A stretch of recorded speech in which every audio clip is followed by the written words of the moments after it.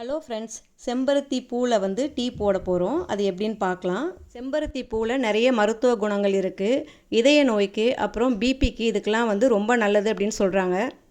இந்த டீ தயாரிக்கிறதுக்கு இந்த சிவப்பு கலரில் இருக்கிற நாட்டு செம்பருத்தி 5 இதழ் இருக்க செம்பருத்தியை தான் எடுத்துக்கணும். நான் 2 பூ எடுத்துருக்கிறேன். இதில் இருக்க இதழ்களை மட்டும் நம்ம எடுத்துக்கணும். கீழே இருக்க காம்பு பகுதி தண்டு பகுதியை நீக்கிடணும். 2 டம்ளர் தண்ணி எடுத்து அதை நல்லா கொதிக்க விட்டு அதில் வந்து இந்த இதழ்களை வந்து போட்டணும். கொஞ்சம் கொஞ்சமாக இந்த தண்ணியோட நிறம் மாறிட்டு இருக்கும். அந்த இதழ்கள் வந்து வெளிர் நிறத்துக்கு போயிடும். தண்ணி பார்த்திங்கன்னா அப்படியே கொஞ்சம் கருப்பு கலராக இருக்கும். இப்போ வந்து அரை மூடி எலுமிச்சம்பழத்தை வந்து ஆட் பண்ணிக்கலாம். இப்போ பாருங்கள், கலர் வந்து ரெட் கலராக ஆகிடுது. இதில் சுவைக்காக தேன் வந்து ஆட் பண்ணிக்கலாம், இல்லைனா நாட்டு சக்கரை இல்லைனா பனங்கல்கண்டு ஆட் பண்ணிக்கலாம்.